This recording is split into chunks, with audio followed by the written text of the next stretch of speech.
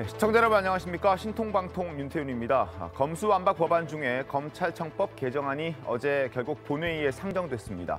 국민의힘은 무제한 토론으로 대응해봤지만 이 역시 민주당의 회기 쪼개기에 오래 버티지 못했습니다. 오는 30일 원포인트 본회의에서 어제 상정됐던 검찰청법 개정안을 표결하고 검수완박법의 나머지 하나인 형사소송법 개정안이 또 상정될 예정입니다. 물론 이때도 민주당은 회기꽃 쪼개기로 국민의힘의 무제한 토론을 무력화시킬 겁니다. 국민의힘이 여야 합의를 파기하면서 민주당의 입법 독주에 명분이 생긴 것은 사실이지만 여전히 국민 여론은 검수완박 법안에 부정적인 것도 현실입니다. 때문에 윤 당선인 측은 검수완박 법안 처리를 국민들께 묻자며 국민투표를 제안했습니다. 양 진영 모두 사실상 최후의 수단을 모두 꺼낸 상황인데요. 오늘 신통방통에서 집중적으로 따져보겠습니다. 그리고 다음 달 9일 박근혜 전 대통령이 윤석열 대통령 당선인의 취임식에 참석할 예정입니다. 자연스럽게 문 대통령과의 만남도 이뤄질 전망인데요. 목요일 신통방통 광고 후에 시작하도록 하겠습니다. 잠시만 기다려주십시오. 네, 목요일 신통방통 시작하겠습니다. 검수완박 이야기를 하기 전에 윤석열 당선인의 행보부터 짚어드리겠습니다. 어제 윤 당선인은 문화예술체육계 인사들을 만나서 오찬 간담회를 가졌습니다. 영상 확인하겠습니다.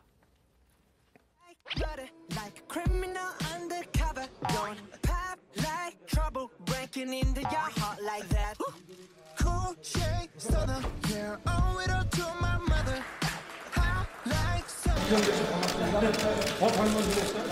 저는 뭐 감독이 아니라 이용표 선수로 뵙게 선수죠. 이게 뭐 대한민국의 아주 최고 스타들이신 여러분들께서 정말 이렇게 귀한 시간 내주셔서 영광입니다. 고맙습니다. 또 중요한 거는 식사를 맛있게 하면서 좀 편하게 얘기를 하시죠. 옆에 앉은 최민정 선수가 그런 선수인데 그러니까 영화에서 웃지 않는데 오늘 많이 웃으시네요. 아니 동계올림픽 때 우리가 좀 부당한 판정 때문에 분노하고 막 이랬는데 최민정 선수가 금메달 딱 따는 바람에 좀 사람들이 그 스트레스 좀 풀고 박수 한번 제가 좀. 새로운 정부가 좋은 정책을 하시려면은 여기 이 자리에 모인 이런 사람들하고 좀 친하게 지내줘야 된다고 생각이 듭니다. 아니 의도를 다 들켜버렸네. 대단하신 분이에요.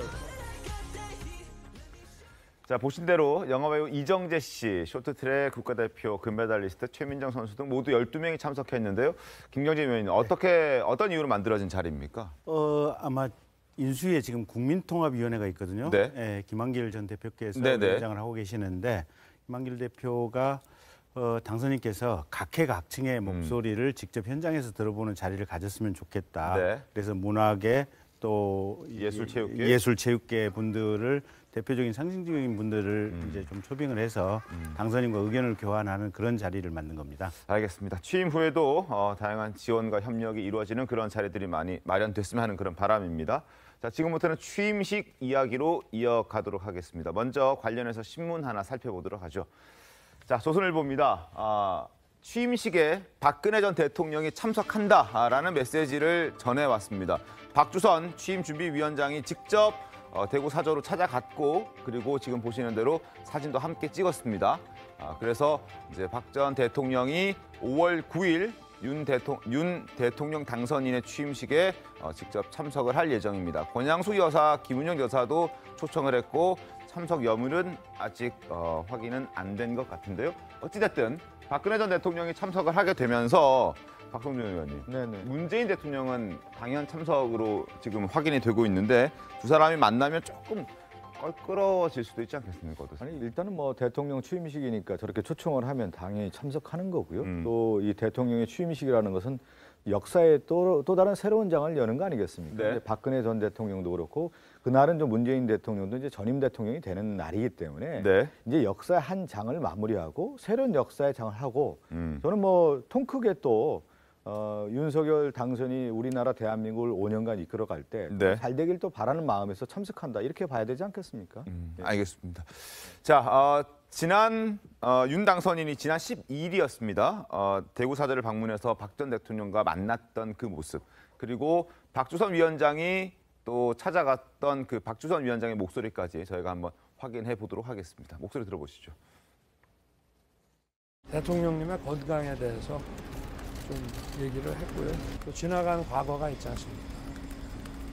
어떤 제 인간적인 안타까움과 또 마음속으로 갖고 있는 제 또 미안한 마음, 그런 것도 말씀드렸고, 박근혜 전 대통령 사저를 방문해서 윤석열 당선인의 친필 대통령 취임식 초청장을 직접 전달해 드렸습니다. 운동과 재활 치료를 열심히 해서 이번 취임식에 참석하도록 하겠다 하는 말씀을 주셨습니다. 새로운 정부 시작을 알리는 취임식인 만큼 축하를 드려야 한다는 생각을 갖고 있다는 말씀도 함께 주셨고, 자, 그리고 지난 대선에서 윤 당선인과 경쟁을 펼쳤던 이재명 전 지사를 과연 통합과 화합 차원에서 초대하느냐도 관심이었습니다. 결론은 초대하지 않기로 했다고 합니다. 박주선 위원장의 목소리 다시 한번 확인해 보겠습니다.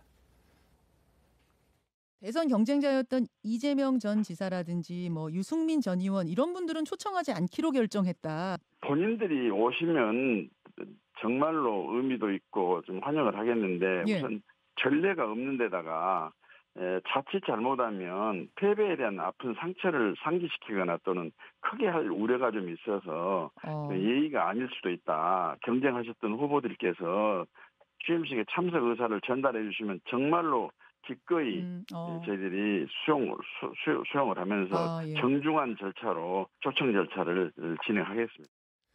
장유미 변호사님, 정말 뭐 초청을 한다 해도 안 갈 확률이 더 높겠지만 초청하는 것도 사실 지금 박주선 위원장 말씀하신 대로 조금 아픔을 상기시킬 수 있다는 차원에서 그런 측면이 있죠. 너무 박빙승부가 또 펼쳐졌었고 이게 이제 승자 대 패자 구도 부인을 할 수 없다 보니까 이제 초청의 마음으로 좋은 마음으로 모시고자 하더라도 이게 다른 의미로 또 해석될 여지를 고민하지 않았을 수는 없을 것 같은데 이게 전례가 없다라고 이야기를 하지만 일단 우리나라 정치 풍토도 그래도 뭐 상대 진영에 손을 내밀고 또 화합의 모습을 상징적으로 또 보여주는 장면을 연출하는 것도 나쁘지 않겠다. 이게 전례가 없다라고만 하지 말고 한번 다른 방법을 모색해보는 것도 이제는 좀 괜찮지 않을까라는 생각도 해봅니다. 김수민 평론가, 혹시 이재명 전 지사가 참석한다면 약간의 이미지를 좀 더 좋게 대인배의 모습, 약간 이렇게 보여주는 뭐 효과도 있지 않을까요? 어떨까요? 네, 그럴 수도 있겠죠. 그리고 참석을 해서 만약에 뭐 화면에 잡히는데 표정이 좀 담담한 표정이거나 또 기꺼이 축하하는 이런 모습이 보인다면 더더욱 그런 풍경이 있을 수 있고, 한국 정치도 좀 이제는 뭐 아직까지는 여러 가지 우리나라가 보면 좀 지켜야 된다라고 하는 의식하는 그런 예절의 가이드라인이 되게 많지 않습니까? 그러다 보니까 박주선 위원장도 오히려 초청을 하는 게 무례한 것처럼 비춰질 수 있다라고 그렇게 얘기를 하셨지만 언젠가는 좀 이렇게 편하게 패배자도 갈 수 있는 그런 뭐 좀 정치가 됐으면 하는 그런 바람이 한편으로 또 듭니다. 알겠습니다. 그리고 취임식이 끝나면 귀빈 만찬이 진행이 되는데요. 청와대를 나오기로 결정을 하면서 만찬의 장소가 청와대 영빈관이 아니라 서울 시내 한 호텔로 결정이 됐습니다. 이를 두고 민주당은 지금 혈세 낭비다라고 공세를 펼치고 있는데 먼저 민주당 입장부터 확인을 해보겠습니다. 진시황의 즉위식도 아닐 텐데 윤석열 당선인의 초호합한 취임식에 국민의 한숨이 깊어갑니다. 지금이라도 늦지 않았습니다.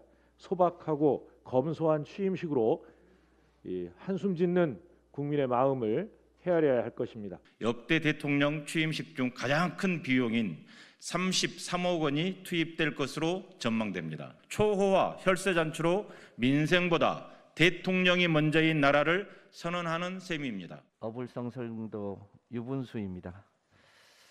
청와대를 개방하더라도 청와대 구조상 얼마든지 영빈관을 독립적으로 사용할 수 있다는 사실은 알만한 사람들은 다 압니다. 자, 저런 민주당의 공세가 있는 반면에 취임준비위는 비용 차이는 거의 없다라고 반박을 하고 있습니다. 그 목소리도 이어서 확인합니다. 여야 합의해가지고 물가 상승률을 감안해서 취임식 예산을 정했던 거고 이제 와서는 무슨 화로운 취임식이니 예산을 낭비를 하느니 혈세를 낭비를 하니 이런 것은 정치 공세이고 대통령 취임 행사는 법에 정해진 국가 행사인데다가 외국 정상들이 또는 외빈들이 참석하는 만찬을 또 포장마차 하나 또는 텐트 쳐놓고 갈 수도 없는 일 아닙니까? 청와대 영빈관을 하더라도 호텔 외식 업체가 와가지고 음식을 조리를 해야 되기 때문에 비용 문제는 거의 차이가 없습니다.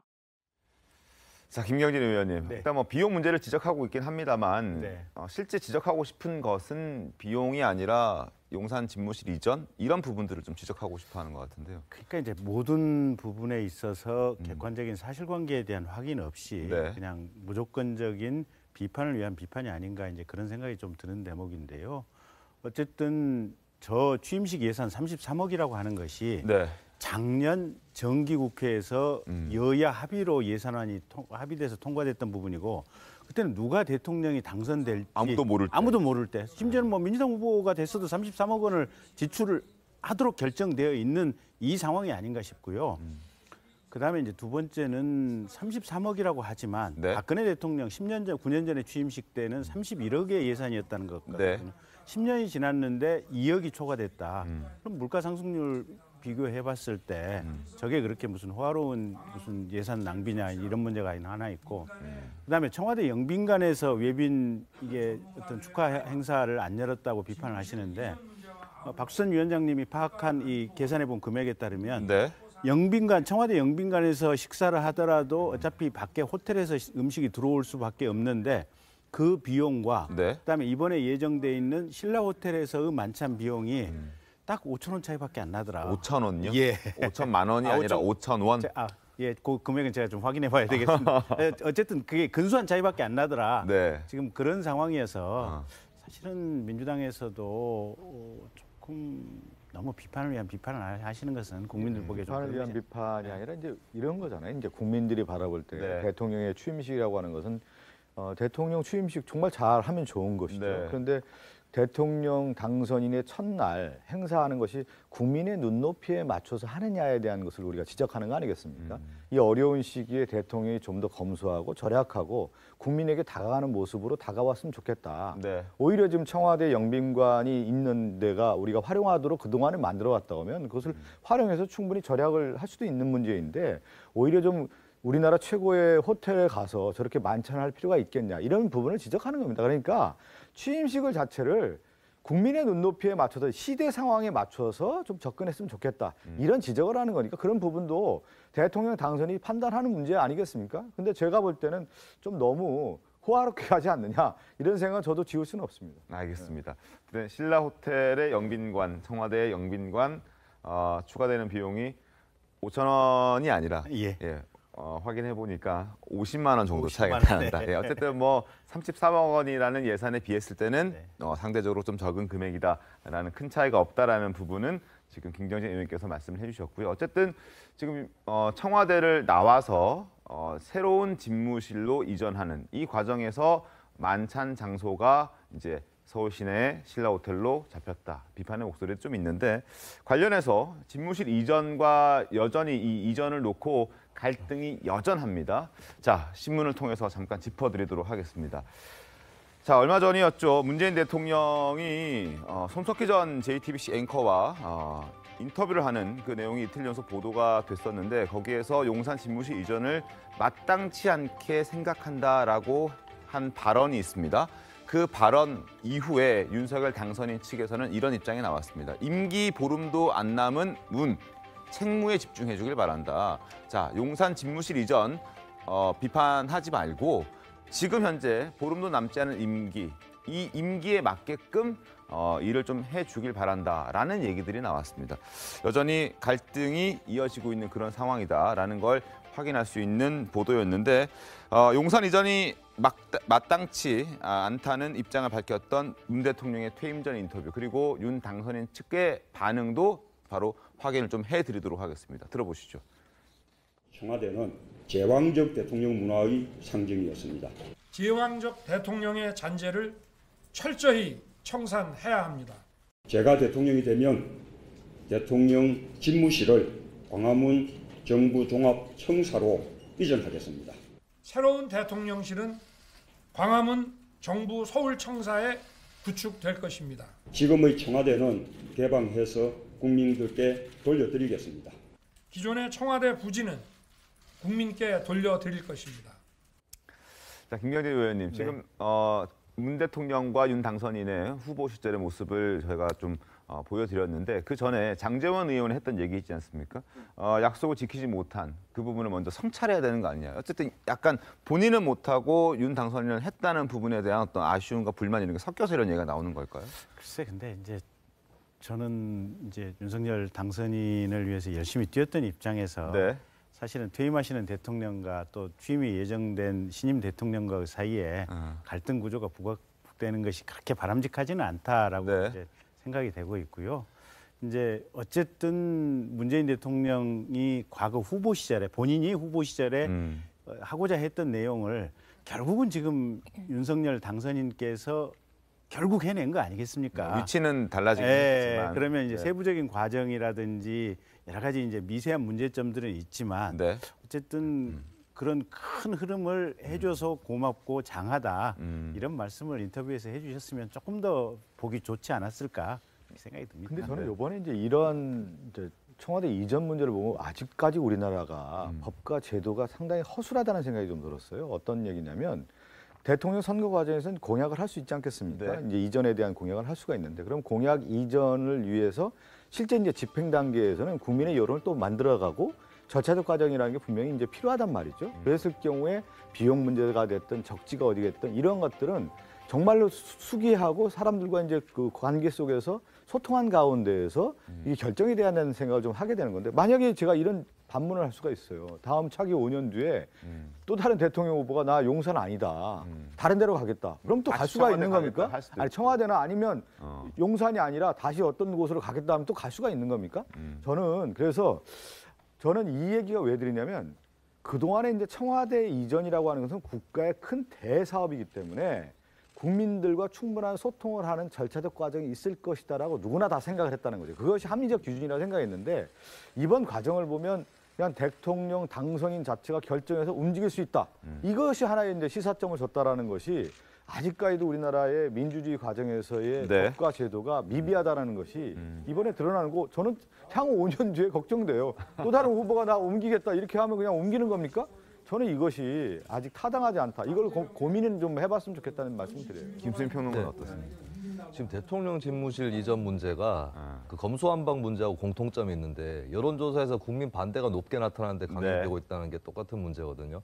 저는 문재인 대통령이 집무실 이전에 대해서 저렇게 반대 또 불편한 심사를 충분히 피력할 수 있다고 생각합니다. 근데 이해가 안 되는 부분은 왜 그렇다면 예비비를 집행하도록 했느냐라는 부분이고 저는 국회와 민주당도 이해가 안 되는 부분이 민주당이 처음에는 이거 국회에서 논의해야 될 사안이라고 얘기를 했고 저도 그것이 적절하다고 생각합니다. 예비비를 집행해서는 안 되는 신규 정책 사업이고 그리고 만약에 민주당에서 국회를 통해서 청와대 주소, 대통령 집무실 주소는 어디로 한다라는 것을 명문화한 법을 만들면 대통령 집무실 이전을 못하는 거거든요.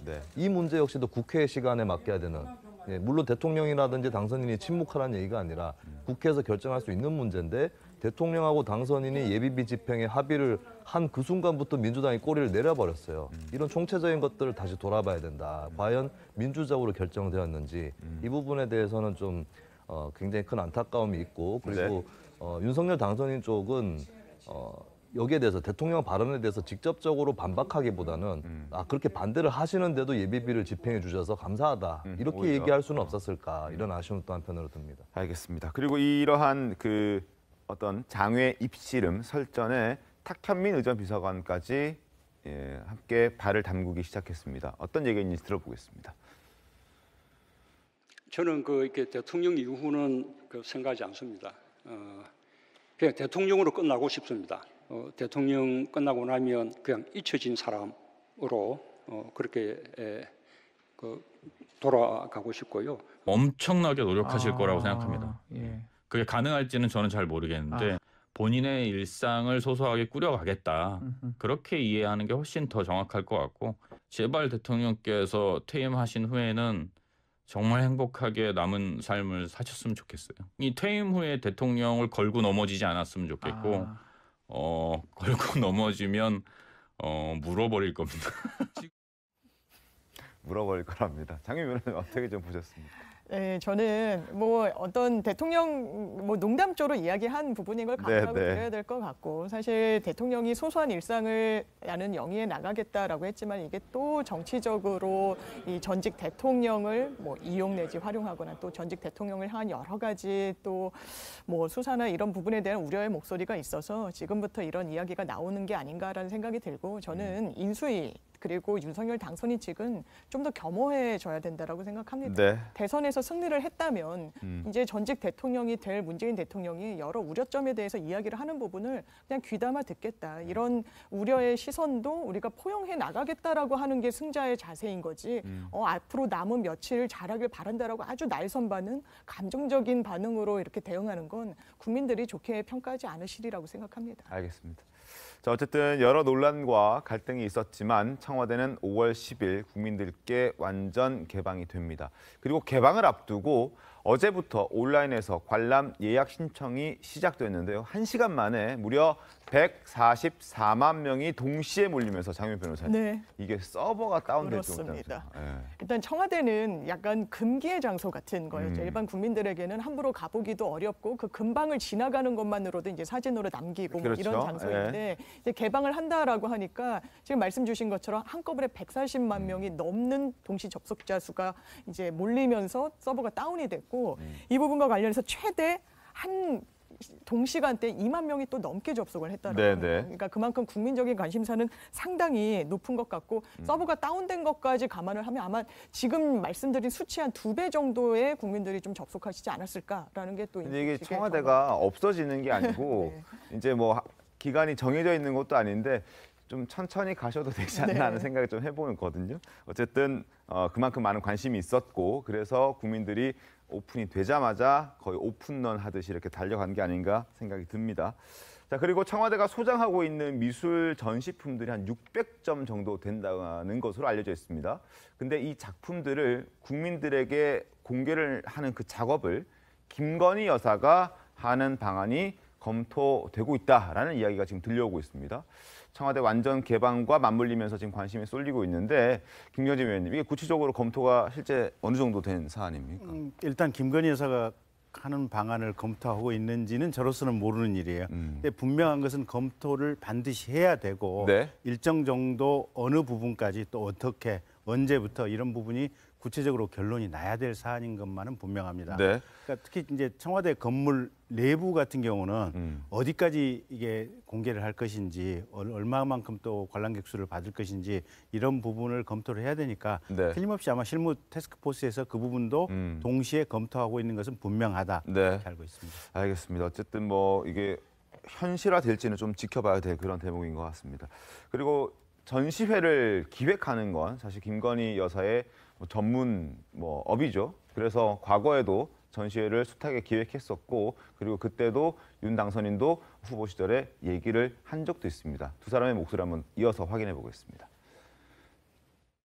자코멘트는 중간까지만 자기의 어떤 사회적인 이슈라든가 자기가 시대에 대한 메시지를 가장 잘 표현해내고 그 하나의 한 조각품을 응축해낸 작가라고 볼 수 있습니다. 자코멘트의 지금 이런 지금 미술에서의 시장 가격은 전 세계를 통해서 가장 비싼 작품이에요. 제 기억에 몇 년 전에 르포르 비지의 전시도 제 처가 기획을 했던 거로 기억나고, 아까 보니까 그 드로잉 중에 자코멘티 드로잉도 있었더라고요. 근데 그 자코멘티 전시도 이 자리에서 했고, 그래서 제가 여기를 좀 자주 온 기억이 납니다. 자, 일단 김건희 여사의 공개 활동은 취임식 때 등판하는 것, 그 외에는 지금 전에도 후에도 예정돼 있는 거, 알려진 것은 없습니다. 그래서 이제 관심이 많이 쏠리는 부분도 있긴 한데, 김 여사가 공개 활동을 하기 위해서 또 하기 전에 해결해야 할 일들도 꽤 많습니다. 그 중에 하나가 바로 논문 부정 의혹이 아닐까 싶은데, 국민대 그리고 숙명여대 검증 절차가 굉장히 길어지고 있거든요. 김수민 평론가, 이건 왜 이렇게 길어지고 있는 겁니까? 제가 봤을 때는 특히 이제 국민대 논문 같은 경우는 문제가 된 논문들을 최근에 이렇게 발달되어 있는 논문 검색 시스템, 이 논문 본문을 검색함으로써 다른 논문과 몇 % 정도가 겹치는지 이런 것들을 기계 그 프로그램을 돌려보면 굉장히 높게 나오는 그런 문제들이 있었거든요. 그래서 이건 어쨌든 요약하면은 이제 좀 조속하게 처리할 수 있는 일인데 시간을 끌었다라고 하는 거는 맞다고 봐야 될 것 같습니다. 숙명여대 같은 경우도 그 날짜에서의 처리에 여기에 어떤 규정상 시한이 없다라고 해요. 그러면서 어느 정도 좀 눈치 보기가 있었던 건 아닌가. 결과적으로 이렇게까지 늘어질 만한 그렇게 정밀하게 조사해야 되는 논문인가 했을 때는 이 부분에서는 이제 좀 대학교 입장에서 국민들 보기에 좀 빈축을 살 수 있는 그런 늦은 일처리였고 사실 국민대 같은 경우는 중간에 이거를 심사를 안 하기로 하다가 시간이 5년 전에 있었던 일이라는 이유로 그랬다 이제 동문들이라든지 학생들의 반발을 받고 또 조사에 들어간 측면도 있었거든요. 아직까지 한국의 대학 특히 사립대학교 쪽의 운영이 그다지 투명하거나 민주적이지 못한 부분이 있는 것 같다라고 저는 생각을 합니다. 알겠습니다. 박성준 의원님께서는 또 혹시 의견 있으신가요? 별 할 얘기 없는데요. 아니 그 논문 관련된 부분은 워낙 얘기가 많이 나왔고 저 검증이라고 하는 것은 대학 교수들 한두 명이 만나면 이게 표절인지 아닌지 다 알 수가 있는 거 아니겠습니까? 대본에 확인할 수 있는 문제인데 이것도 이제 대학에서는 이제 정책 고려를 하는 것이죠. 대통령 이제 당선인의 부인에 대한 논문 검증을 했을 경우에 그 결과라는 것은 우리가 예측하는 수 있지 않겠습니까? 표절 결과가 나올 수 있다라는 가능성이 상당히 있는 건데 그 대학이 이제 부담이 되니까 지금 정책 눈을 살피는 것이죠. 살피는데 이것은 추후에 지금 우리나라 권력의 양상이 그렇잖아요. 5년 단임제의 흐름을 보면 당선인이 됐을 때 권력의 그 유세가 워낙 강했을 때는 모든 권력기관이라든가 기관이라든가 이런 것들이 다 고개를 숙이는 반면에 5년 후에는 진실이 또 드러나는 관련성들이 있지 않습니까? 지금은 이런 대학들도 몸을 사리고 있다 이렇게 볼 수밖에 없는 것이죠. 알겠습니다. 자, 대학의 공정의 문제, 국민대, 숙명여대만의 문제는 아닐 겁니다. 국립대인 서울대도 이 공정 문제에서 더더욱이 예외일 수는 없습니다. 관련해서 최근까지도 강의를 하지 않고 조 전 장관에게 수천만 원의 급여를 지급한 이 비판 가라앉지 않고 있습니다. 과거 목소리 한번 들어보겠습니다. 저는 2001년에 채용되고 2004년에 정년 보장받았습니다. 정년 보장 이후에는 논문을 한 편도 안 써도 먹고 살 수 있다는 얘기입니다. 법적인 제한이 없다고 하더라도 제가 장기간 휴직을 하게 되면 학생들의 수업권에 일정한 제약을 주게 됩니다. 수업권 침해에 너무 과도한 침해가 있지 않도록 하는 문제를 논의해서 결정할 생각입니다. 조국 교수의 복직 어떻게 생각하십니까? 규정상 이 교육공무원법에 의하면 복직을 신청하면 지체 없이 복직을 임명해야 된다고 돼 있어서 저희들이 그런 처리를 하긴 했는데 사실은 강의도 못하고 하는 그런 상황에서 꼭 그렇게 해야 되나 하는 느낌은 있었습니다. 규정상으로는 지금 월급 100% 다 나가죠. 그렇습니다. 국민들에게 있어서는 굉장히 분노할 사건이라고 생각이 됩니다. 그렇죠? 그런 정서가 있을 수 있습니다. 자, 강의를 한 번도 하지 않고 월급을 받아갔다. 이런 비판들이 있는데 조 전 장관 여기에 대해서 또 자신이 해명을 했습니다. 어떻게 했는지 보겠습니다. 직위 해제된 교수에게 월급의 일부를 주는 것은 현행 법규다. 제가 부정한 돈을 받은 것도 아니며 또 그 돈을 탐하지도 않는다라고 얘기를 하고 있습니다. 학교와 학생에게 부담을 주지 않기 위해서 서울대에 사직 의사를 표명했다. 그러나 서울대는 제가 기소됐다는 이유로 사직을 받아주지 않고 있다. 본인의 문제는 없다라는 얘기를 하고 있습니다. 김경림 의원 어떻게 좀 보셨습니까? 글쎄 일단 첫 번째가 법과 관련된 규정을 윤석열 정부가 출범하면 교육부를 통해서 한번 정비를 대대적으로 좀 해야 될 것 같아요. 일단 규정상은 지금까지 뭐 사직서 수리를 안 하는 것, 뭐 본인이 기소돼 있는 이 상황임에도 불구하고 그다음에 징계를 안 하고 급여를 계속해서 주는 것 특별한 문제는 없습니다. 근데 우리가 이 방송에서도 벌써 한 서너 번 이상 우리가 논의했던 걸로 봤듯이 가령 정유라 학생 같은 경우는 수사 시작하자마자 이화여대에 대해서 뭐 여러 가지 학교 이게 졸업이라든지 어떻게 보면 이 자격을 갖고 있느냐 이 부분 즉시 심사에 들어갔거든요. 근데 조민 학생 같은 경우는 사실 관련되는 어머니의 형사 사건이 유죄 판결이 났는데도 불구하고 그리고 나서도 한참 있다가 이게 갔거든요, 보면. 그러니까 정률 학생하고 조민 학생하고 이 어떻게 보면 졸업 자격에 관한 심사가 너무 들어가는 시점이 들쭉날쭉 차이가 나는 거예요. 교수들 같은 경우 어떤 학교 또 어떤 개인에 대해서는 형사사건 수사가 시작되자마자 징계 조사 절차가 들어가는 경우도 있고 어떤 것은 대법원 확정 판결이 나야만 우리는 들어가겠다 지금 이런 경우들이 있어서 네. 법 현재 그래서 지금 급여를 주는 게 지금 틀렸다고는 할 수 없지만 네. 너무 규정 형평에 안 맞게 들쭉날쭉이라 이걸 정비해 준 것이 첫 번째 어떻게 보면 국가 정상화 작업이라고 생각하고 당선인 정부가 시작이 되면 네. 이에 관련된 규정 정비부터 하겠다라는 말씀. 지금 이제 현행 법규에는 큰 문제가 없다라고 하는 부분을 이제 받아들여야 될 거고 저는 여기 더 나가서 이제 조국 전 장관과 관련된 부분이 우리나라 사회적 준칙이라고 할까 기준을 어느 정도 제시해 줬다고 봐요. 이제 예를 들면 교수를 직분을 이용해서 아빠 찬스를 이용한 어떤 논문 게재라든가 이런 문제들이 됐고 실질적으로 지금 윤석열 당선인의 새로운 내각 구성을 보면 기업에 아니면 로펌에 들어가서 몇 년 동안 한덕수 국무총리 후보자 같은 경우는 한 4년 동안 20억 가까이 받았던 문제가 있지 않습니까? 네. 왜 그러면 고문이라고 하는 일이 실질적으로 우리가 하는 일 하나도 없이 그냥 고문료만 받았다라고 알 수가 있는 건데 왜 이런 돈을 받았는지 명확하게 얘기를 해야 되는 것이죠. 그리고 지금 정호영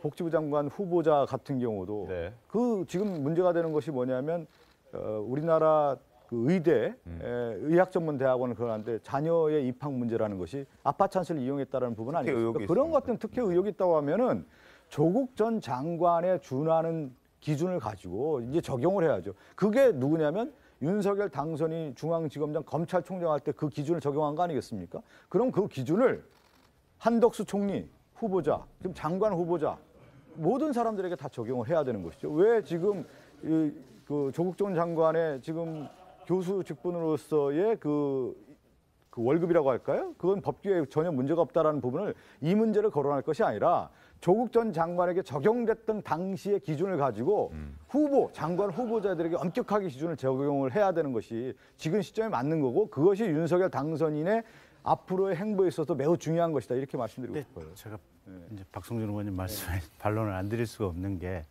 한덕수 총리 후보자 같은 경우는 급여 연간 고문료 5억을 받았다고 하는 것이 어쨌든 합법적인 계약에 의해서 받은 거 아니겠습니까? 근데 이게 무슨 법규에 위반되는 불법 행위가 있었다든지 뭔가 잘못이 있었다는 점에 대해서는 민주당 측에서 구체적인 내용은 전혀 지적을 못하고 있고 안 하고 있고 심지어는 지난번 청문회까지 그냥 건너뛰었습니다. 그런 상황이어서 제발 한덕수 총리에 대해서 공격을 하고 싶으면 구체적인 문제점을 지적을 해서 공격을 해 주십시오. 그 얘기를 드리고 싶고 정호영 후보자 같은 경우는 사실은 일부 본인이 그러니까 아드님 뭐 군대 관련된 부분은 이제 병원에서 이거 해서 진단서 냈지 않습니까? 이름 소명은 돼 보이는 것 같긴 한데 어쨌든 이게 청문회 과정 좀 지켜봐야 될 것 같고 그다음에 아드님 논문 부분은 저도 고개가 갸우뚱해지는 좀 측면이 좀 있어요. 근데 당선인께서 하시는 말씀이 인사청문회 보고 결정을 하겠다라고 했으니까 인사청문회에서 구체적이고 세부적인 문제점을 이게 야당인 민주당에서 명확하게 좀 지적을 해 주셨으면 좋겠어요. 아니 이렇게 얘기를 해야죠. 한덕수 국무총리 후보자 같은 경우는 자료 제출을 안 하고 있다는 거 아니겠어요? 그리고 정호영 후보자도 그렇고 다른 지금 후보자들의 관련된 의혹 제기들을 좀 살펴보면 이렇게 얘기 제가 해도 되겠습니까? 그러면 정호영 후보자와 관련된 내용의 그 입시 의혹에 대한 부분들을 다 전수조사해서 관련된 검사들이 수사해서 한 70몇 명씩 다 투입해서 조사하면 더 나오지 않겠습니까? 그렇게 엄격하게 기준을 적용하라는 얘기입니다. 어떤 부분에서는 이것을 적용하지 않고 어떤 부분을 이렇게 적용한다는 것 자체가 공정과 상식에 맞지 않다. 이렇게 좀 말씀을 드리고 싶습니다. 한 번만 더 말씀드릴게요. 그게 민주당의 말씀들이 참 과장된 얘기신 게 조국 교수 같은 경우는 그때 조국 교수 본인이 그렇게 얘기를 했던 것 같아요. 매일 나에 관련된 기사가 하루에 4-5만 건씩 쏟아져 나온다. 그 정도로 언론에서 이 구체적인 문제점을 지적을 하면서 뭐가 구체적으로 문제다. 그리고 여기에 부합하는 상황 맥락이나 증거는 이런 것들이 있다. 이런 내용의 언론 보도 자료들이 조국 교수와 관련돼서는 쏟아져 나왔어요. 근데 정호영 교수 관련해서는 몇 가지가 나오다가 지금 멈춰 있는 상태예요. 그러니까 그 상황과 맥락이 지금 수사를 시작할 수 있는 충분한 어떤 상황이 되느냐, 이게 완전히 지금 다른 상황이다. 간단히 제가 말씀드리면 조국 전 장관과 관련된 그 보도에는 어디서 나온 거냐면 검찰발이었습니다. 검찰에서 다 흘려주면서 검찰에서 나왔던 내용들을 언론에서 받아 쓰면서 그것이 이제 상승작용이 나오는 건데, 지금은 정호영 전 후보자와 관련된 부분은 조국 전 그 당시의 후보자와 내용을 비교하는 척도가 다르다는 거예요. 그것은 접근 방식이 좀 다르다는 겁니다. 알겠습니다. 아니, 그 검찰 언론의 태도와 검찰의 수사의 내용들이 좀 달라. 검찰 발이라고 얘기를 하시는데 검찰 발로 그러면 혐의를 미리 흘려놓고 그리고 나서 검사 70명을 동원해서 압수수색을 검찰이 했다는 얘기입니까? 그 말씀밖에 안 되잖아요. 그러니까 그 과장 너무 이렇게 민주당이 공격을 위해서 상황을 과장하시는 건 아닌 것 같아요. 알겠습니다. 조 전 장관의 이야기로 시작해서 지금 인사청문회 얘기까지 하면서 조금 더 예열이 되고 있는 것 같습니다. 자, 지금부터는 본격적으로 한번 다퉈보도록 하겠습니다. 검수완박 법안 얘기를 할 텐데, 자, 검수완박 법안이 결국 본회의에 상정됐고 이제 사실상 통과되는 것은 이제 시간 문제입니다. 국민의힘은 무제한 토론으로 맞섰는데 오래 버티지 못했습니다. 어젯밤 필리버스터 상황을 먼저 한번 영상으로 확인해 보겠습니다. 민주당의 검수완박 원안은 기만적인 정치공학의 산물입니다. 검찰 길들이기가 실패하니까 이제는 검찰을 껍데기만 남기겠다는 심보입니다. 이와 같은 무리수를 두는 이유는 무엇이겠습니까? 지난 5년 동안의 민주당 정권의 부정부패 실체가 국민 앞에 드러나는 것이 두려웠기 때문입니다. 당당하고 떳떳하고 부정과 비리가 없었다면 검찰 수사권 뺏지 마십시오. 그대로 두세요. 민주당 의원들이 나중에 구속될 거를 두려워해서 뭘 한다. 이거 다 가짜뉴스고요. 이 문제의 본질은 복잡하지 않습니다. 딱 한 가지예요. 모든 수사는 민주적으로 통제받아야 된다. 검찰 선진화니 수사기소 분리니 모든 것은 다 거짓말입니다. 검수완박이란 바로 검찰이 이런 환경부 블랙리스트 사건, 산자부 원전비리 사건, 울산시장 선거 개입 사건 같은 것을 하지 말라고, 그것을 하지 못하도록 하고 있는 것입니다. 자신들이 했던 직권남용 범죄를 숨기기 위함입니다. 더불어민주당에 감싸고 있는 것은 공포입니다. 정유라의 승마공주를 국정농단으로 표현을 했습니다. 그 대가는 저의 기획수사였습니다. 검찰은 검찰개혁에 저항해서는 안 됩니다. 검찰의 이성회복을 바랍니다. 자, 김웅 의원의 발언 중에 환경부 블랙리스트, 산자부 원전 비리 사건, 울산시장 선거 개입 사건, 이런 사건들 못하게 하는 것이다. 실제로 조선일보 보도를 통해서 양양자 의원이 폭로를 한 문재인 정부 사람 20명 감옥 갈 수도 있다라고 했던 그 발언도 언론 통해서 공개가 됐습니다. 그래서 결국 검수완박 법안은 수사를 못하게 하기 위해서 지금 민주당에게 불리한 수사를 하지 못하게 하기 위해서 하는 것이다라는 게 이제 야당 측의, 국민의힘 측의 얘기인데, 여기에 대해서 반론. 일단은 이렇게 보죠. 권성동 원내대표가 이번 중재안에 대해서 합의하지 않았습니까? 중재안의 가장 기본 타이틀이 뭡니까? 검찰의 수사와 기소의 분리의 방향을 동의한다는 거 아니겠어요? 그건 뭐냐면 국민의힘 내부에서도 이 부분에 대해서 다 동의한다는 거예요. 이건 뭐냐면 국회 의사 절차 과정들을 저희가 잘 살펴보면요, 이런 겁니다. 국민이 국회의원을 뽑지 않습니까? 네. 대표를 해서 합의를 하라는 거 아니에요. 근데 국회 내에 보니까 합의하는 구조가 상당히 법안이 치열했을 경우에는 워낙 쟁점 사항이 되다 보니까 합의에 이르기가 어렵다는 거 아니에요. 네. 그래서 원내대표끼리 만나서 합의안을 중재 조정하자, 이렇게 되는 겁니다. 그래서 원내대표끼리 이제 합의안을 만드는 건데, 그 합의안 과정에 어떤 일들이 있냐면, 예를 들면 이제 검찰 수사 기소 분리와 관련해서 이제 국힘당에서도 이런 절차적 과정을 걷는 거예요. 권성동 의원이, 저도 이제 법사위원을 같이 했거든요. 네. 법사위원 아닙니까? 그러니까 법사위원들이 합의를 하는 거예요. 내용에 대한 검토를 하는 겁니다. 이 중재안 이렇게 들어왔는데 어떻게 하면 좋겠느냐. 그래서 하나하나 따져간 다음에 그러면 이 정도면 수용할 수 있겠구나라고 하는 것을 합의를 하는 겁니다. 네. 전문가들이 제일 먼저 합의를 하는 거예요. 그 다음에 뭐를 하냐면 의총에 올리는 거예요. 네. 그럼 국힘당이 의총에서 당론으로 채택을 하는 겁니다. 그래서 당론 채택을 한 다음에 뭐를 하냐면 다시 국회의장 앞에 만나서 여야 원내대표가 만나서 국민과의 약속이라고 하는 부분을 이번 중재안을 통해서 우리가 합의했다. 이렇게 약속을 하는 거예요. 그러니까 그 과정 자체를 지금 권성동 원내대표나 국민의힘에 있는 의원들이 다 지금 무시를 하게 되는 거예요. 이건 어떤 거냐면 민주주의의 절차적 과정을 다 무시하는 거고 합의에 대한 절차적 과정들을 다 무시하는 거기 때문에 상당히 위험한 발상인 거예요. 그러면 왜 이걸 했냐? 의회 내에 민주주의에 대한 것들을 부정하는 외부 세력이 있는 거예요. 그건 뭐냐면 검찰이라고 할 수가 있겠고 한동훈 그 법무장 후보자가 이거 안 된다라고 제시를 하니까 소통령입니까? 지금 얘기한 것처럼 말도 안 되는 것 자체를 지금 국민의힘에서 지금 추진하고 있다라는 거예요. 그러니까 오히려 어떻게 보면 저는 국민의힘이 이 문제를 가지고 자기 함정에 빠진 거고 아까 권성동 원내대표가 그런 얘기를 무리수를 썼다고 하는데 지금 민주주의 과정 자체를 부인하는 무리수를 쓰고 있는 것이 지금 국민의힘의 모습이다. 이렇게 말씀드리고 싶어요. 제가 하도 얘기를 많이 해서 입이 다를 지경인데 일단 이 법이 시행되면 현실적으로 집행을 해야 될 기관이 검찰하고 경찰입니다. 네. 검찰은 절대적으로 반대를 하고 있고 경찰 내부에서도 실제 수사를 하고 있는 수사부서 경찰관들은 일단 시큰둥한 내용들이고요.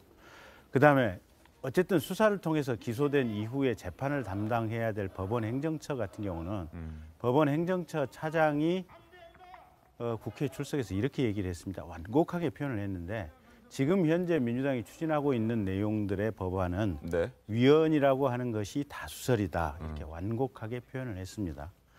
그다음에 변호사 단체는 민변 또 참여연대 뭐 포함해서 대한변협 같은 경우도 며칠 전에 이제 형사소송법학자, 헌법학자들을 불러가지고 세미나 공청회를 했는데 위헌적인 지금 법안을 민주당이 추진하고 있다. 이런 내용의 어떤 의견들이 거의 그냥 분출이 되어 나오는 정도로 그리고 전에 지방 변호사 협회장을 했던 54분이 반대 성명을 했습니다.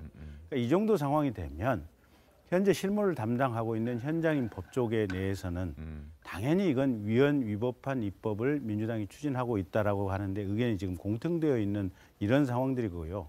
근데 그런 법안을 민주당이 172석 거기다 반개 어떻게 보면 세력까지 한다면 거의 180석에 가까운 숫자를 가지고 뭐 군합발로 결국은 국회를 짓밟는 입법 독재, 입법 어떻게 보면 쿠데타를 하고 있는 이런 상황이다 보니까 약체인 국민의힘인 권성동 원내대표 입장에서는 그래도 최소한의 뭐라도 좀 보존을 해야 되지 않겠느냐 이런 상황에서 이 합의안을 어떻게든지 좀 받아들이려고 했었던 것 같고요.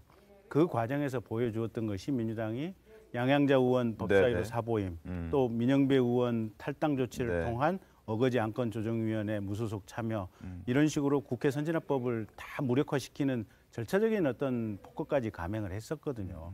그래서 그런 상황과 맥락 속에서 지금 합의를 했었던 것이 지금 야당의 입장이기 때문에 아마 이 부분은 추후에 국민들 그다음에 법조계 역사가 민주당에 대해서는 분명한 심판이 있을 것이다. 저는 그렇게 김수현 평론가님, 권성동 의원이 박병석 국회의장 그리고 박홍근 민주당 원내대표까지 있는 자리에서 여야 합의한 것을 깨트린 것을 우리가 잘했다라고 평가할 수는 절대 없을 것 같은데 국민 여론이 워낙 좋지 않았고 그래서 다시 한번 논의를 해보자라고 제안했을 때 그 제안은 문제가 있다라고 보기는 좀 어렵지 않습니까? 그리고 민주당도 박병석 국회의장도 한 번 더 논의를 해보자. 여론이 이렇게 안 좋다면 이거는 불가능한 겁니까?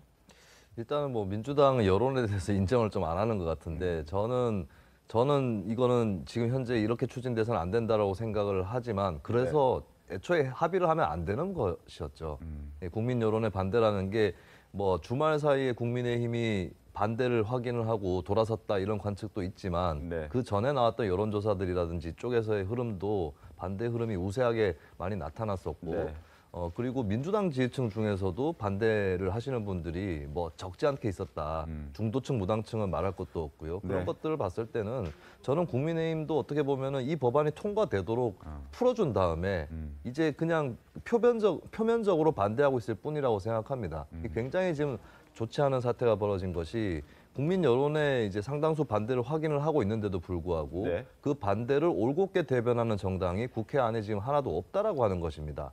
다른 소수 정당에서도 거대 양당의 담합에 대해서 규탄을 할 수 있는 그런 처지가 아니고요. 왜냐하면 정의당 같은 정당마저도 중재를 하겠다고 나서버린 그런 입장이고 현재는 법안 자체는 찬성을 해버린 상황이기 때문에 그래서 이 묘한 그 모든 것들이 다 꼬여버렸다라고 하는 것이고 국민의힘은 적어도 한 가지는 해야 됩니다. 네. 합의를 파기했다면 합의의 주역인 권성동 원내대표는 진작에 사퇴를 해야 되는 것이죠. 내가 잘못했다. 내가 모든 것을 책임지고 사퇴하겠다. 다른 분이 새로운 투쟁을 이끌어달라. 이렇게 해서 가는 게 맞는 것이고 어쨌든 이제 저는 이 문제가 계속 논의를 해야 될 문제라고 생각하지만 그걸 위해서라도 그러니까 재논의라는 형식으로 합의를 파기할 것이 아니라 애초에 합의를 하지 말았어야 한다라고 하는 것을 좀 원론적으로 다시 말씀을 드릴 수밖에 없습니다. 원론적인 얘기를 하셨는데 제가 지금 법사위예요. 그 권성동 의원 원내대표 법사위고 아까 지금 화면에 보니까 박형수 대변인 같은 경우도 검사 출신입니다. 네. 그다음에 법사위에 유상봉 의원이 간사관이잖아요. 검사 출신이고 전주 의원은 판사 출신이란 말이에요.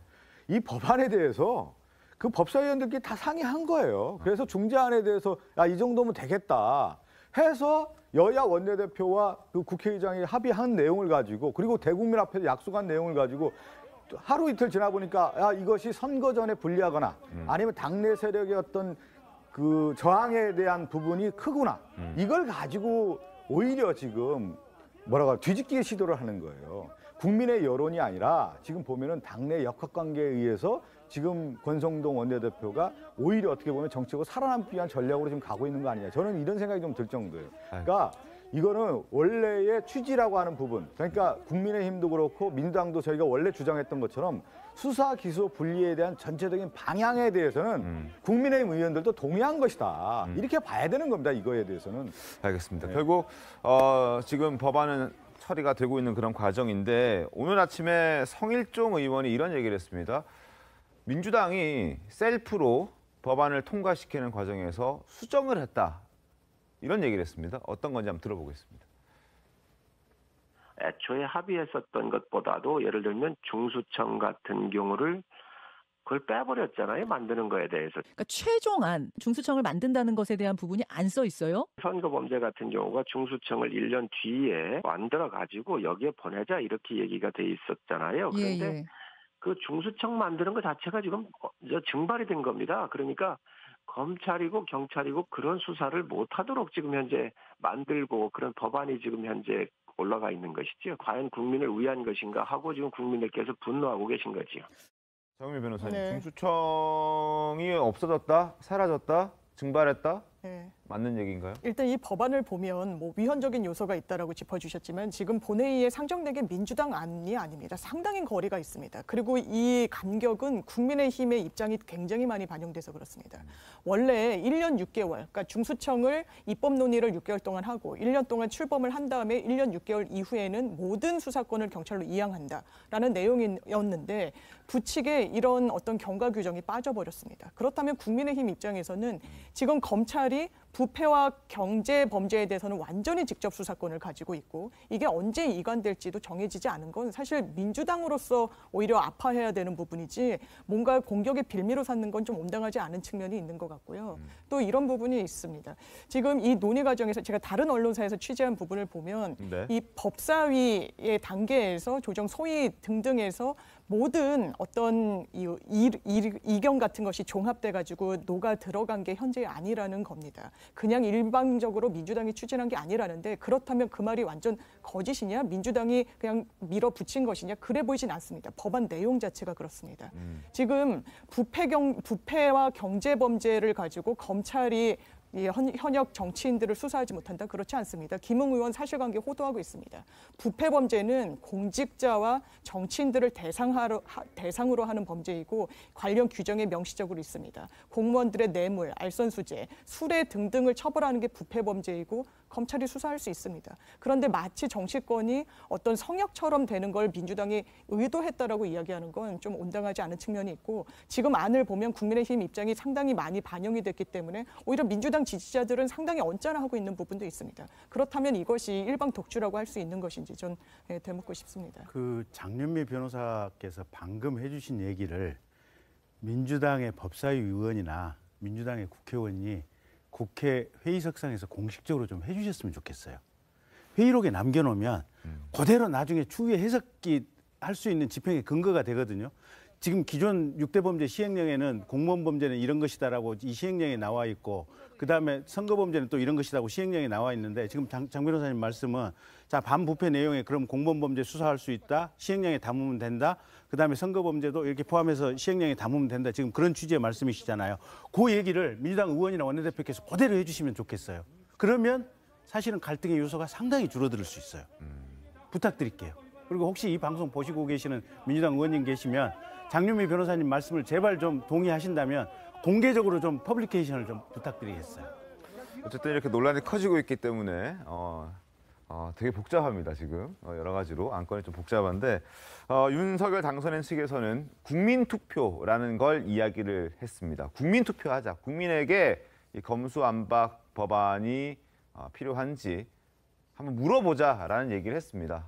윤 당선인 측의 장제원 의원의 목소리, 비서실장의 목소리 들어보겠습니다. 대한민국의 형사사법체계의 근간을 뒤흔드는 일은 충분히 국민적 공감대를 얻어서 해야 될 일이라고 생각합니다. 헌법 정신을 지키기 위해서 우리 당선인 비서실은 대통령 당선인께 국민투표를 붙이는 안을 보고하려고 합니다. 국회의원들 불수사 특권 주라고 하는 건지 공직자들 불수사 특혜 주는 게 맞는 건지 국민들께 한번 물어보는 게 맞지 않느냐. 국민투표와 관련해서 여러 의견들이 많이 엇갈리고 있습니다. 자, 먼저 조선일보 사설을 좀 보도록 하겠습니다. 조선일보 사설. 국가 골간까지 흔드는 민주당의 입법 독재, 국민투표 제안을 불렀다. 결국 민주당의 입법 독재 때문에 국민투표를 할 수밖에 없는 그런 상황이 됐다라고 얘기를 하고 있습니다. 그리고 헌법은 대통령이 외교, 국방, 통일, 기타 국가 안위에 관해서 중요 정책을 국민투표에 붙일 수 있다라고 명시되어 있기 때문에 국민투표는 할 수 있다. 물론 이 검수완박 법안이 안위의 중요한 정책인지에 대해서는 여러 논란이 있긴 합니다만 그래도 중요하다라고 국민의힘 측은 당선인 측은 판단하고 있는 것 같습니다. 반면 한겨레 사설은 어떨까요? 느닷없는 수사권 분리, 국민투표안 부적절하다라고 얘기하고 있습니다. 현실성도 없거니와 국회와 입법권을 존중하지 않는다는 점에서 대단히 부적절하다라고 이야기를 하고 있습니다. 국민투표, 현실성이 있을까요? 박성준 의원님. 일단 그 2014년도에 이제 국민투표 관련된 내용에 대한 부적절성 때문에 지금 헌법 불합치 판결이 나온 것으로 일단 국민투표가 재외 국민들이 할 수 없기 때문에 이제 불합치 판결이 났다라는 부분을 그리고 저는 지금 윤핵관이라고 하는 권성동 원내대표 그다음에 장제원 의원이 지금 패착에 들어가고 있다라는 생각이 좀 들어요. 지금 다선 의원 아니겠습니까? 지금 이 사안 자체가 국민투표를 할 때는 외교, 국방, 안보라고 하는 국가 안위에 대한 부분을 가지고 실제 국민투표에 붙일 수 있는 건데 국가 안위에 대한 문제도 해당이 되지 않는 거고요. 또 입법사항 같은 경우는 국회에서 입법을 통해서 책임을 지라는 거 아니겠습니까? 그 책임은 의회 민주주의의 가장 기본이라고 하는 건데 지금 장제원 의원이 이런 것을 국민투표에 붙일 사항도 아니고 이런 주장하라는 것 자체가 이미 어떤 얘기냐면 권성동 원내대표나 장제원 의원이 오히려 지금 자기 함정에 빠져서 무리수를 두고 있다. 이렇게 좀 될 수밖에 없는 상황이에요. 사안 자체가 아닌 걸 어떻게 이렇게 헌법을 들어서 국민투표 붙이자고 얘기하는 겁니까? 지금 다선 의원을 통해서 국정 경험을 오래 했던 분들인데 오히려 좀 너무나 크게 좀 벗어나서 무리수를 두고 있다고 보고 있습니다. 알겠습니다. 자, 민주당 목소리 한번 좀 더 들어보도록 하겠습니다. 박성재 의원께서도 말씀해 주셨듯이 민주당에서는 오히려 국민의힘 의원들의 무리수를 두고 있다. 국민투표는 부적절하다, 반헌법적이다 이런 얘기까지 하고 있는 상황이거든요. 조금 더 목소리를 들어보겠습니다. 어제 법사위의 과정에서 무도한 행위가 있었죠. 위원장석 점검이다. 이건 바로 징계의 대상이고 일각은 얼굴이 붉어지고 술 냄새를 풍기면서까지 들어와서 정당한 의사 절차를 방해했습니다.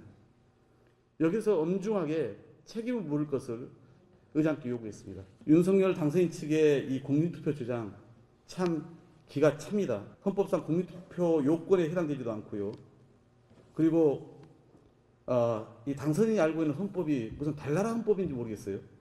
삼권 분립을 전면 부정하는 반헌법적 주장에 불과합니다.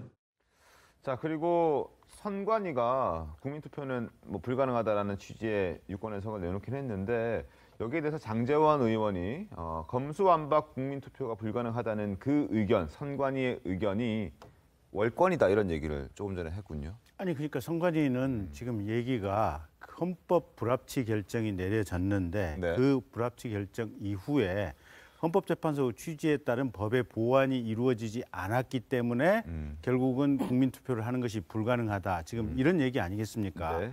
근데 이거는 사실은 이 재외국민과 관련된 투표인 명부를 못 만드는 상황이기 때문에 지금 어떤 국민투표법의 거기에 관한 근거 조항이 안 만들어져 있기 때문에 지금 불가능하다. 지금 요 내용이거든요. 그러면 법 개정은 안 됐다고 할지라도 이번에 대통령 선거 때 재외국민과 관련된 지금 재외국민 투표를 했었잖아요. 보면 거기에 준해서 집행을 하면 될 수도 있는 문제 아니에요. 보면. 그리고 이 대상이 사실은 국가의 사법제도 근간이 바뀌어지는 내용이고 전문가들이라든지 국민 대다수가 지금 유연적인 입법을 민주당이 군합발로 강행하고 있는 이 입법 쿠데타 상황이라고 하는데 의견이 상당수가 일치를 하고 있는 거고 그래서 국민들의 의견을 직접 물어보겠다. 근데 이 절차의 사소한 부분과 관련된 국회 의무 방기를 이유로 근데 이 의무 방기 부분도 대선의 기준으로 해서 본다면 보완할 수 있는 현실적인 장치가 충분히 있는데도 안 하겠다. 결국은 민주당 문재인 정부가 구성해 놓은 선관위원 구성을 가지고 자신들이 어떻게 보면 정치적인 입장을 관철시키기 위한 또 다른 정파적인 해석이 아닌가 그런 비판이 가능할 것 같습니다. 어떻습니까? 네, 저는 뭐 국민투표 얘기 자체는 해볼 수 있는 얘기라고 봅니다. 해볼 수 있다. 네, 국민투표 지금 이야기 자체는 해볼 수 있다. 예, 그렇습니다. 그리고 뭐 국회 의견과 또 국회 다수파 의견과 여론 다수의 의견이 어느 정도 불일치하는 부분도 있고 이럴 때 이제 대통령이 나서서 국민투표 부의를 한다거나 이런 것들이 어느 정도 민주주의에서 존재하는 견제와 균형의 원리에도 부합을 한다라고 보기 때문에 뭐 달나라 헌법이다 이렇게 얘기를 할 일은 아니다라고 보는 것이고요. 다만 이제 사실 현실적으로 어려운 것이 뭐 이게 투표 요건이 되느냐 안 되느냐 그런 분야에 해당하느냐 이걸 떠나서 아까도 얘기가 계속 나왔지만 헌법 불합치 판결 때문에 국민투표법을 바꿨어야 되는 것인데 못 바꿨기 때문에 바꾸기 전까지는 기술적으로 불가능한 것이거든요. 그래서 이 문제를 가지고 이제 불필요하게 계속 매달릴 필요는 없을 것이다라고 보여집니다.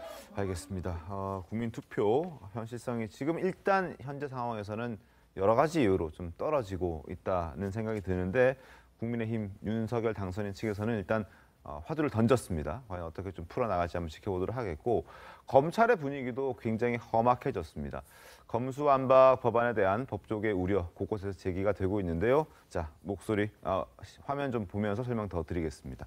우선 김우곤 대구지검장이 스토킹범 휴대전화에서 불법 영상물이 발견된다면 보이스피싱 수금책 수사하다가 주범이 발견된다면 어떤 수사를 하다가 다른 또 범인을 발견하는 경우에 수사를 못할 수가 있다라는 취지의 얘기를 하고 있습니다. 그리고 경찰의 보안 수사를 요구, 그 사이에 물증이 없어지면 책임은 누가 지겠느냐. 시간 싸움에서 뒤처져서 수사가 제대로 안 될 수 있다. 이런 얘기도 하면서 결국 이러한 피해들은 국민들에게, 민생에게 돌아갈 것이다 라고 얘기를 하고 있습니다. 그리고 심지어 어제 대검 차장검사는 기자회견까지 자청하면서 헌법재판소의 이 법안의 검수완박 법안의 위헌성에 대해서 다툴 것임을 공식화했습니다. 목소리 들어보겠습니다. 검찰이 수사를 못하도록 하고 검사의 기소권을 제한하는 것은 내용상 위헌 소지가 있음이 명백합니다. 관계기관의 의견 수렴이나 공청회 등 충분한 논의도 없이 미리 결론을 내려놓고 하루아침에 다수결로 강행 통과시킨 것은 절차상으로도 심각한 위헌 소지가 있습니다. 자, 장외 변호사님, 네. 김호수 검찰총장이 사실상 지금 일단 수리는 안 됐지만 사표를 낸 상황이기 때문에 지금 박성진 차장검사가 검찰총장 권한 대행을 하고 있는 상황인데 법적으로 다투겠답니다. 네. 어떻게 될 것 같습니까? 이게 무슨 권한쟁의 심판 이야기를 하시던데 얼마나 법률적으로 치밀하게 검토했는지 좀 의문입니다. 왜냐하면 헌법재판소 관계자들을 인터뷰를 해보면 안 될 거라는 의견이 다수인데 뭐 이를테면 국가기관 대 기관, 지자체 대 지자체가 무슨 이해관계가 엇갈리거나 할 때 헌법재판소에 판단을 구하는 게 그 절차인데 네. 물론 검사가 헌법에 규정이 돼 있는 직책이니까 헌법기관이라고 하더라도 국회에서 입법사안으로 처리한 걸 자체를 어떤 소송물로 해서 다툰다? 이거는 상권분립에 반하기 때문에 헌재에서 받아줄 수 있는 구조 자체가 근데 그 아니고요. 민영배 의원을 사보임하는 과정에서의 어떤 그 효력 정지 이런 부분도 과거에 한 기사를 본 것 같긴 한데요. 그것과 관련해서는 이제 효력간 그 이제 정제 가처분이 권한쟁의 심판에 같이 붙어서 할 수 있는데 이때 그러면 소송물과 관련이 있어야 되기 때문에 네. 그때 이 법안의 효력을 중지시키는 걸 검토하고 있는 것으로 일단 검찰은 보입니다. 그런데 이런 맥락에서 사실 어렵다는 점, 그러니까 정치적인 수사에 불과하다고 보여지는 점이 있다는 거. 지금 검찰이 계속 국민 이야기를 하고 국민이 굉장히 불이익을 겪게 된다. 그렇다면 지금까지 검찰이 일반 국민들과 제일 밀접한 형사 사건 어떻게 처리해왔는지. 지금 검사 수가 전국에 이건 법정돼 있습니다. 2,000명 정도밖에 되지 않습니다. 한 해에 고소고발 건이 74만 건이 넘습니다. 검찰이 핸들링할 수가 없습니다. 한 검사실에서 처리해야 되는 숫자가 한 달에 300건이 넘습니다. 다 경찰로 기계적으로 내려보냅니다. 저희가 고소고발장을 검사가 봐주기를 원해서 직접 제출을 하더라도 경찰이 초동 수사를 합니다. 이런 어떤 현실을 외면하고 마치 지금까지는 모든 사건에 대해서 직접 수사를 굉장히 치밀하게 해왔던 것처럼 이야기하는 거. 검사는 기본적으로 일반 형사 사건에 큰 관심이 없기 때문에 형사부 검사들을 더 예우해줘야 되고 공판 검사들을 좀 현실화해야 된다라는 이야기가 그런 맥락에서 나왔던 겁니다. 좀 현실을 눈 감고 정치적인 어떤 행동을 하는 것은 좀 저어해야 되지 않을까. 그리고 어떠한 조직도 국가공무원법의 집단 행동을 불법으로 규정하고 있기 때문에 이런 식의 집단 행동을 하는 부처가 없는 겁니다. 알겠습니다. 어쨌든 뭐 헌재의 어떤 권한쟁의 심판 청구, 효력정지, 가처분 신청도 검토하겠다라고 공개적으로 얘기가 나온 상황이어서 상황을 좀 예의주시해봐야 될 것 같긴 합니다.